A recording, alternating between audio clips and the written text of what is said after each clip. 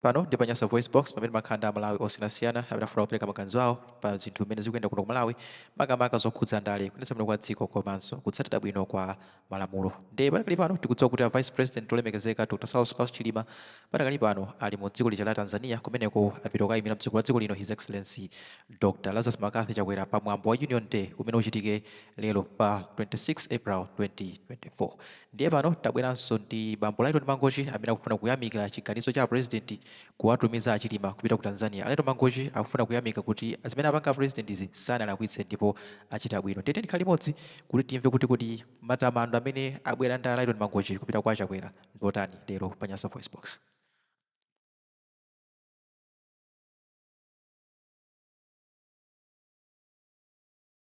A President Chakwera ndili pamaso panu kuzakuthokozani zimene mwachita kusonyeza kuti ndinu m'busa amene mukufuna dziko la Malawi lipitirire pa mtendere. Izi ndikunena chifukwa chakuti mwatenga mphamvu zanu kumpatsa Vice President omwe ndi Dr. Saulos Chilima kupita ku Tanzania kuti akayimirire inu ngati pa mwambo umene ukuchitika ukumbukira kuti patha zaka 60 ali pa mgwirizano kwawoko kuchoka Tanzania Tanganyika ndi Zanzibar amene anagwirizana zatha zaka 60. Ndizofunika kwambiri a president simunalakwitse 100%. Izi zipitirira even akachoka kumene kwa Vice President mwapase ntchito zina zilizonse kuti kanthawi kamene katsaraka achite zinthu mwangu Amalawi mwina ululu wina ndi wina uzizireko zabwino kwambiri. Kuli maiko ngati Angola kunali a Jonas Savimbi ndi a Dos Santos. Zinthu ngati zimeza zinali zovuta mpaka lero dziko la Angola silisiririka chifukwa cha liwu la nkhondo. Tikapita pa Mozambiki Azakama ndi achina Samora Machel samagwirizana mpaka ena amakhala mchire sibwino. Koma inuyo mwandionetsera kukhwima nzeru komanso ubusa weniweni uli mwa inu. Kuwapanga delegate a Vice President ntchito zimene munayimitsa mphamvu tinakupasani ndife chakukomerani sonoka kupanga reverse nkuwapasa kuti azigwira ntchito. Akabwera ora anthu ayankhule bwanji zisakutengetseni. Inu onani chitsogolo cha dziko lino.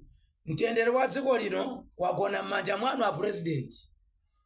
Ku South Sudan President Salva Kiir ndi vice wake Riek Machar anthu akukhala njira kutibulana kusamvana kwawo. Koma inuyo mutayankhula mawu ajaona kuti simukufuna wina akazikusokonezani inu nda vice. Ndinakupasani sairuti kwambiri. Mulungu akudalitseni. Ndipempheso inu andale amene mukuzicha andale even aboma nduna zili pano pali ena mukupanga business yakatapira chimene Achakwera akudana nacho kuna kuti nzika zawo zikumwalira. Influence yakatapira even Korani kapena Bible limakana. Business yakatapira kwa nduna kapena munthu wogwira ntchito mboma sizololedwa. Kukoti sindikuziwa kuti amarora katapira. Choncho tiyeni tikhale anthu omva zimene president akupempha. Ena anu ku convention simukawina chifukwa cha ntchito zimenezi zamakatapira.